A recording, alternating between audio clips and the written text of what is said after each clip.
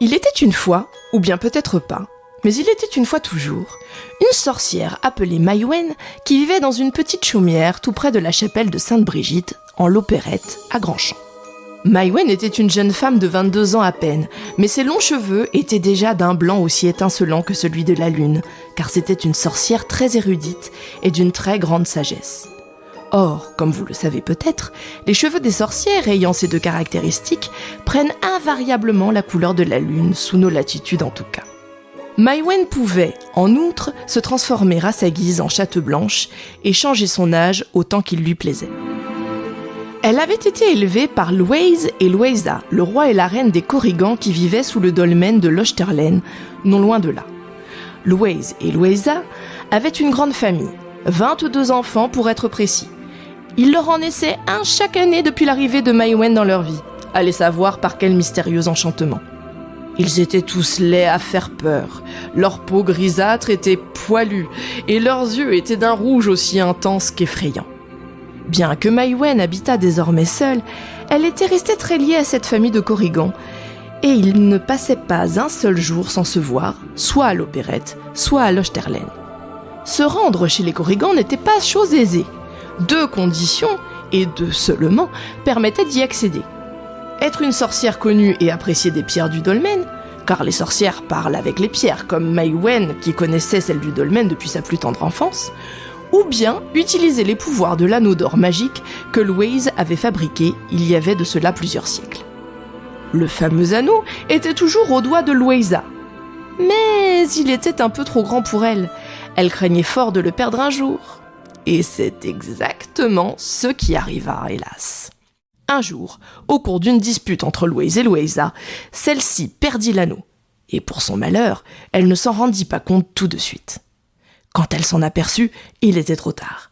Il n'y avait plus la moindre trace de l'anneau. Impossible pour nos Korrigans de rentrer chez eux.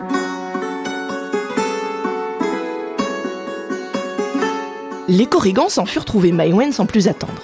Il leur pressait de lui raconter leur malheur et de lui demander d'utiliser ses grands pouvoirs pour leur porter secours.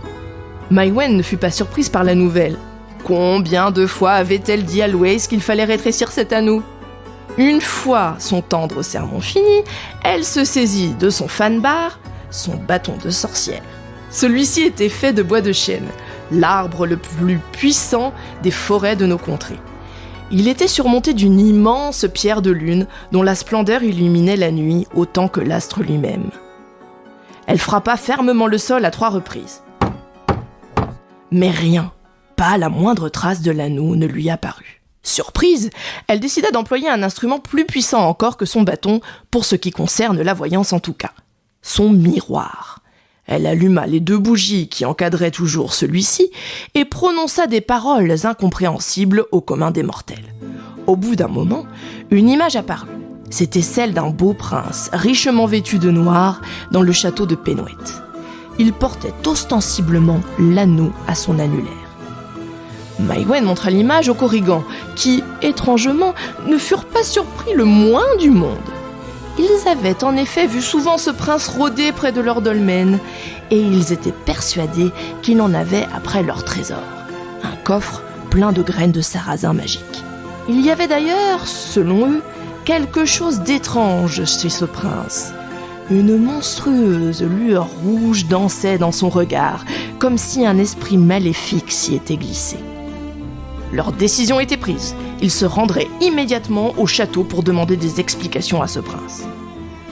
Maïwen, qui était opposée à cette idée, sans avoir pu cependant convaincre ses amis de changer d'avis, resterait quant à elle derrière son miroir à surveiller les événements, prête à intervenir en cas de besoin.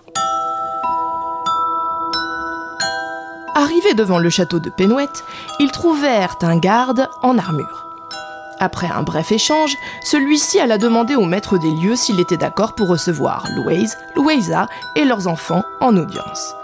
Après quelques minutes d'attente, il leur ouvrit les portes du château et les guida jusqu'au prince Youwen, car Youwen était son nom. Le prince était assis sur son trône. Il demanda d'une voix grave « Qui êtes-vous et que faites-vous ici ?» Nous sommes les Korrigans de Lochterlen et nous sommes ici pour récupérer ce que tu nous as volé. Moi ? Vous vous trompez, je n'ai rien volé. De quoi parlez-vous? Arrête de mentir. On sait très bien que c'est toi qui as volé notre anneau doré. Rends-le-nous tout de suite. Vous, arrêtez de m'insulter. Sinon, je vous envoie au cachot. Se mirent à crier les 22 jeunes Korrigans. Furieux, le prince ordonna à ses gardes de les jeter au cachot sur le champ. Et ainsi fut fait. Devant son miroir, Maïwenn avait suivi toute la scène. Et elle était très en colère. Sans plus réfléchir, elle se transforma en chatte blanche et courut plus vite que le vent jusqu'au château de Penweth.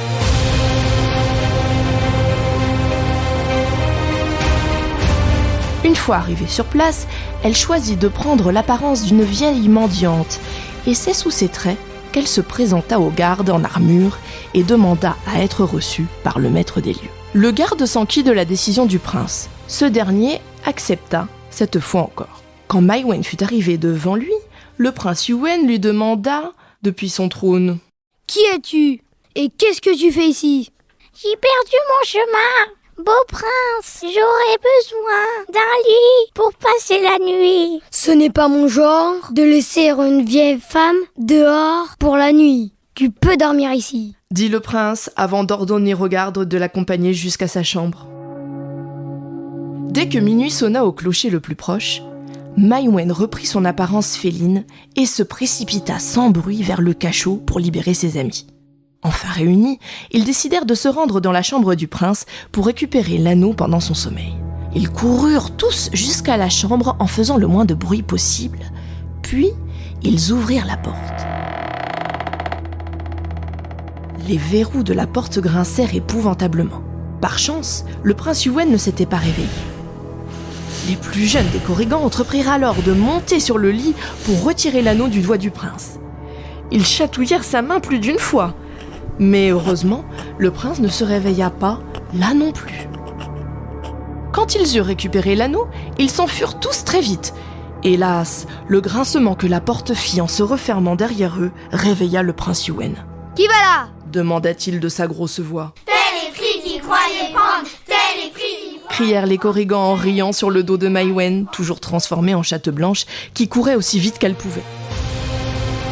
Le prince entra dans une formidable colère. Il était si furieux que ses traits princiers s'effacèrent pour laisser la place à ses traits véritables, ceux du diable, car c'était bien lui qui avait joué ce mauvais tour aux Korrigans. 2 ailes bientôt poussèrent sur son dos. Le diable avait pris l'apparence d'un dragon. Pendant ce temps, Maïwenn et les Korrigans étaient arrivés au pied d'un pont, à quelques centaines de mètres du château. Maïwenn reprenait à peine son apparence normale quand arriva le diable transformé en dragon rouge et fumant de colère. Maïwenn plongea son regard dans le sien en murmurant des paroles incompréhensibles. Dans ses yeux roulait la même splendeur étincelante que celle de la pleine lune et de la pierre de lune de son fanbar. Soudain, elle leva son bâton vers le ciel, qui se remplissait d'éclairs, et, avec une force démultipliée, elle frappa 3 fois le sol qui trembla comme jamais, et le ciel avec lui. Le diable chercha par tous les moyens à résister à la puissance de Maïwenn, mais rien n'y fit. Il s'envola, vaincu, loin, très loin du château de Penweth. Depuis lors, on n'a plus jamais revu le diable à Grand-Champ. La mémoire de ces événements ne s'est pas perdue pour autant, car une empreinte de pattes effrayante est restée au pied du pont près du château de Penweth, qui montre avec quelle force le diable a résisté à la puissance de la sorcière. Vous ne l'avez jamais vu ? Venez à Grand-Champ et vous verrez.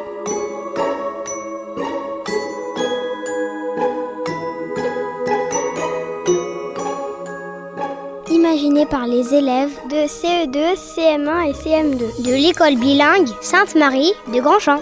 Maëlo, Lise, Melvin, Thaïs, Anaël, Luna, Maïlan, Manon, Lison, Timéa, Abel, Arwen, Maël, Leïla, Maëlie, Victor, Andrea, Caroline.